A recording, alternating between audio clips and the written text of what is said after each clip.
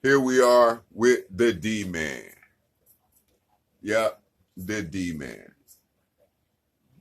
I got coined the D-Man because my name is Dwayne Knight. So my friends started calling me D-Man. So to let you know, that means Dwayne Man.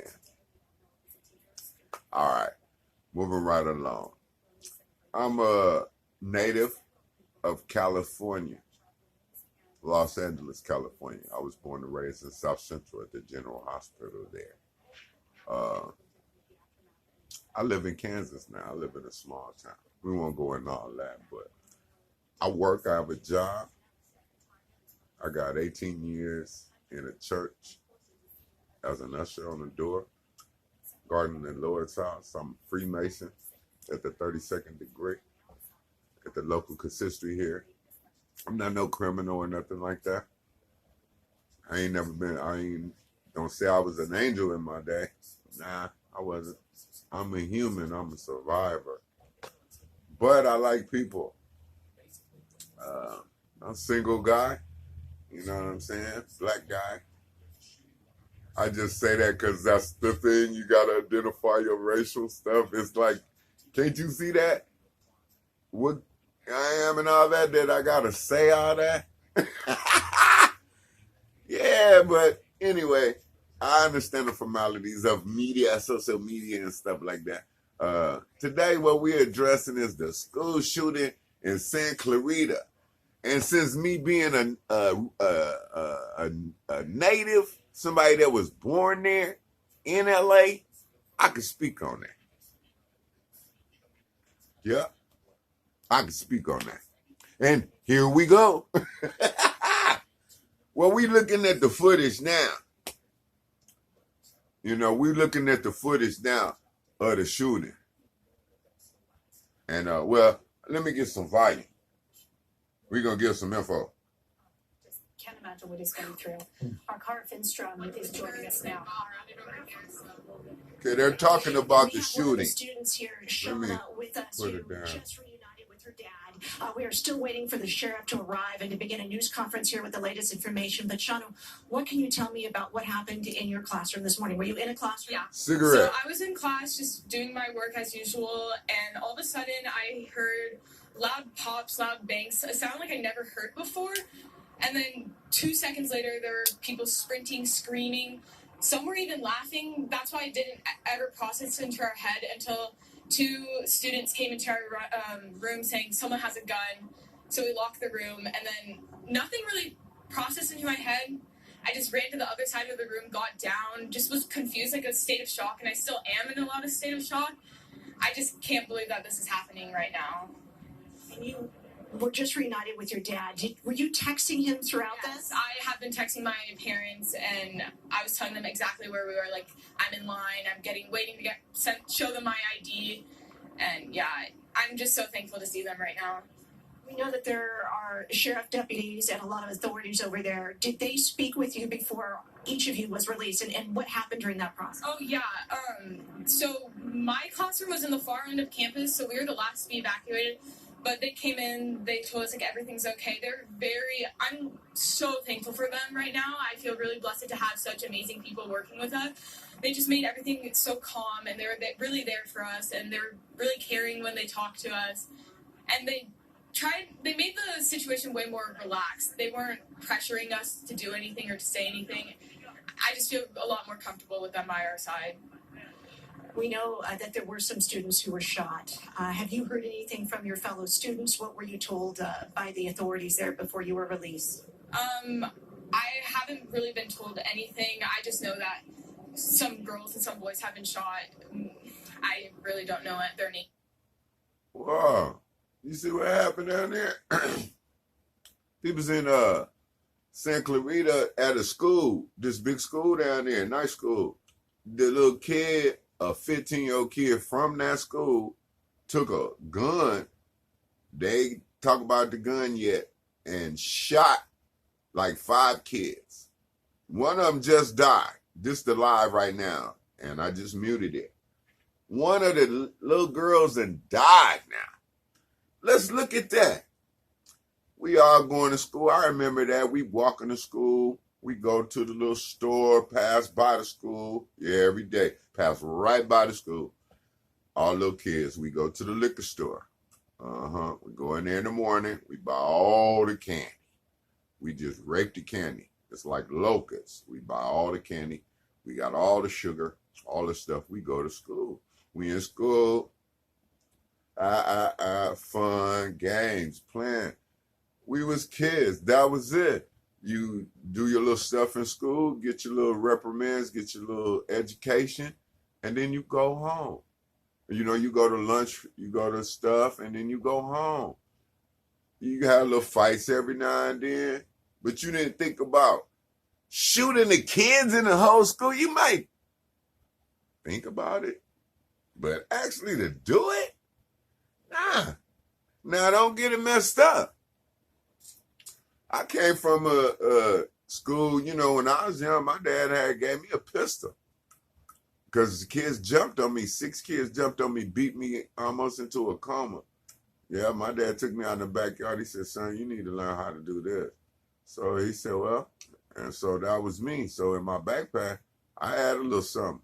So the next time that incident would happen, that would have happened different for those kids because yeah, I might would have beaten me, but in that time frame, I would have got away and got that backpack right and got to that thing and did what he taught me, and it would have been some shooting. It would have been a shooting of 2 or 3 kids that was attacking me. Yep, I remember a 12-year-old mind back then. If they would have attacked me, I would have shot them dead. But now, I wouldn't have had no heart or thought to kill no kids just maybe because they bullied me, they teased me, none of that. Yeah, I had the big nose, I got the big lips, I got the big Dumbo ears. Look, I got the big forehead that go way back here. And I had that when I was a kid. So you know I was the butt of the jokes. When I was a kid, they called me Joker because I had to learn how to fight back verbally. They were attacking me verbally. I tell my dad, he tell me, well, you learn how to defend yourself. It's the dozens, son. So I learned the dozens. So I learned books and study little words to make my little rhymes and stuff so I could repel these vicious attacks. The kids, this is how you learn to survive. This is how I learned to survive, where I didn't have to resort to taking the pistol that I had as a kid, as a 13-year-old, 12-year-old. I had one. Yep. You're right. Your kids don't know nothing about that. I was a 12-year-old kid, Bret Hart Junior High School in Los Angeles. In my backpack, I had a 32 pistol, 5-shot RG pistol with a plastic handle. I was a calm little child. I was a kid like everybody else. But no. Had you put your hand on me, I'd have killed you then. Okay? So those are the type of people that you dealing with out there. They're serious. Okay? These people that shot, this kid that shot these people innocently. I can't understand it. Yeah, there's an oxymoron going on there. Most people saying, super duper contradiction. What are you saying? Here you come on here with the glasses, looking like you looking, and I know what some people is thinking. Oh, this dude is this, that, and that. Without knowledge. But then I gave an introduction, you know. I have a background, you know, I have a job, I have grandchildren, you know, beautiful children. Look on me on Facebook. You see, I love my grandbaby.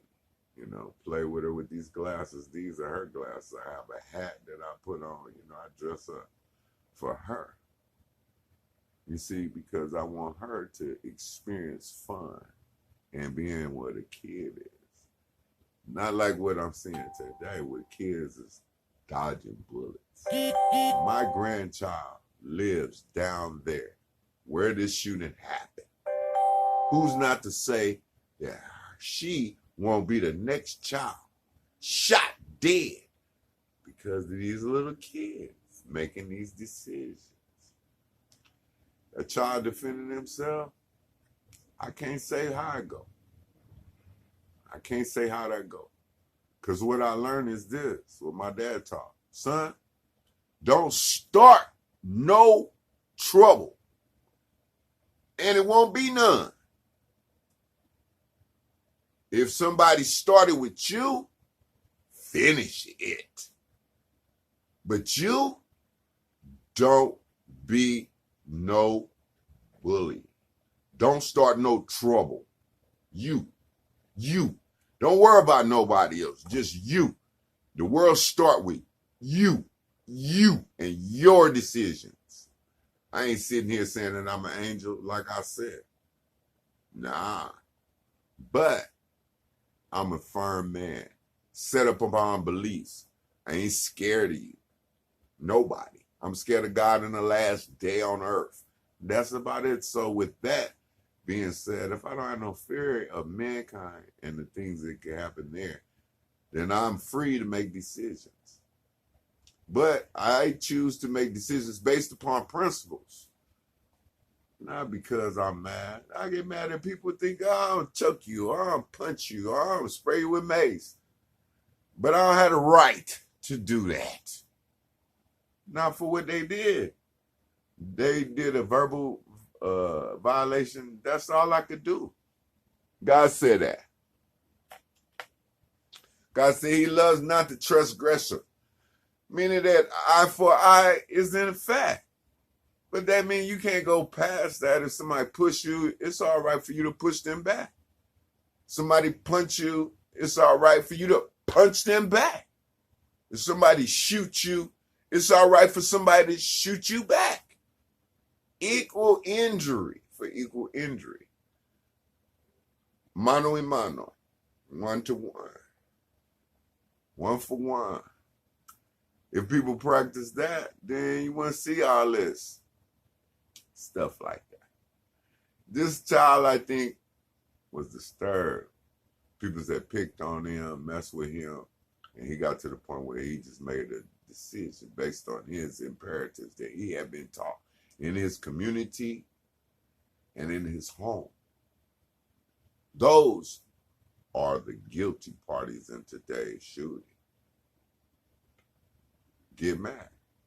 Yep, the mother of the child that shot them people is at fault here too. She ain't the innocent person.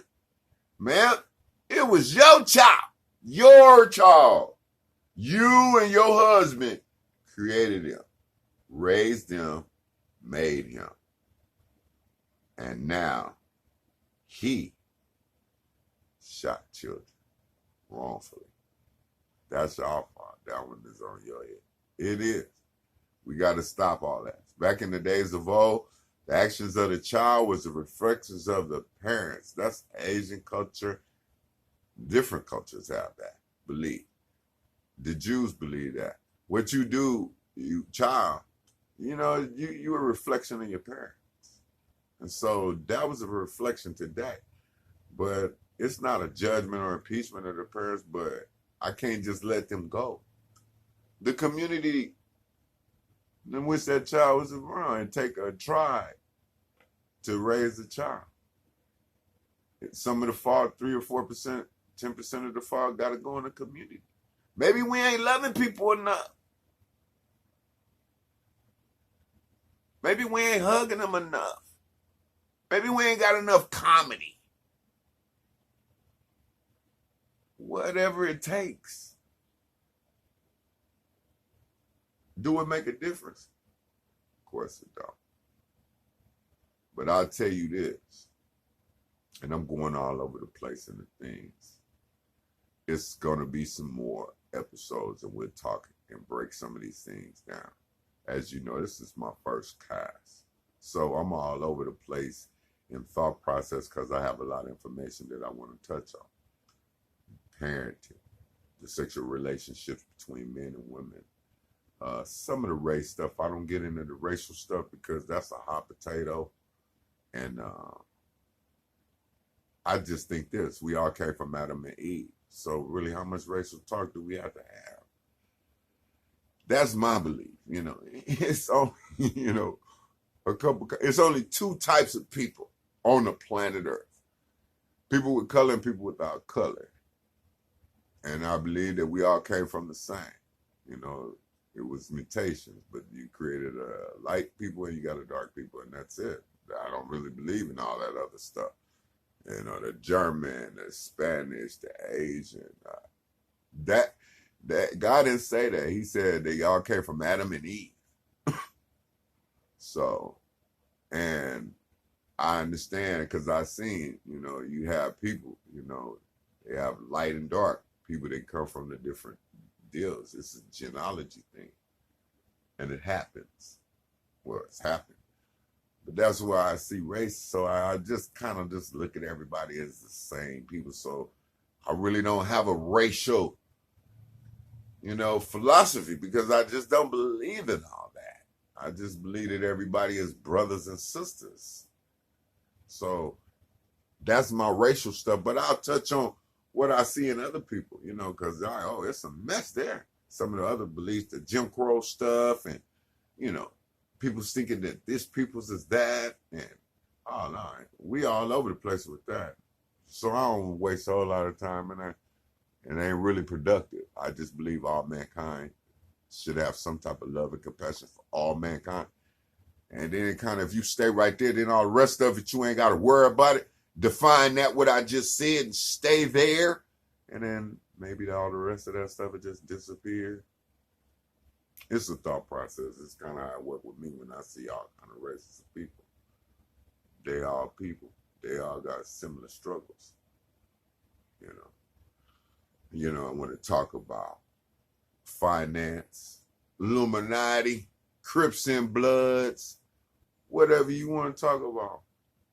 Let's check it out. It's a big internet out there we can research together. Comments and stuff be left at the bottom. I don't know where to go unless you tell me, you know. Talk about it. I'm going to wrap this thing up in under 20 minutes. I'm saying we're at about 17 and some change. I don't know if I've reached anybody, you know. I don't know if I'm just a fool sitting out here screaming and yelling. You know what I mean? But we going for it, nevertheless. But we going to summate right now on the shooting. Super tragedy. Everyone's at fault here. There are children shooting children. Lack of compassion in the world. That's the problem. That's the issue. That's something we all could say, oh, yeah, it was a little girl died today, a little kid, little kid. In my opinion, I'm 52. That's a little kid to me. You could say, oh, yeah, little kid to me. A little child, a little angel. You know, aspirations of the world, the whole 9 yards. Gone. A little kid, 15. Oh, yeah, they supposed to put him in them systems. He going over to East Lake Juvenile Hall, and then they going over to Youth Authority, YTS. It just depends on the fiber of the kid. Whether or not he going to be having eyebrows arched. Yeah, that's real. In those youth authorities over there, you need to do some research. We don't even know about all that stuff. I got family and people, personal, real testimony. Those places are modern day dungeons. They be having the kids tied up to the point, hog tied or what they call them. There they act out. They hog tie them, leave them with their arms to where their arms is numb. You hear me? They doing that in Youth Authority in California. Been doing it since the 80s, man. Oh, you didn't know? Back. Let's stay on track. Sunday. Yeah, but, you know, these little kids, they're dying. You know, killing each other. It was a tragedy that happened today. You know, it was a tragedy, a community tragedy, a world tragedy, and it's commonplace. What we gonna do about it? Let's talk about it. Let's talk about it. Let's put it all away and let's talk about it. Let's talk.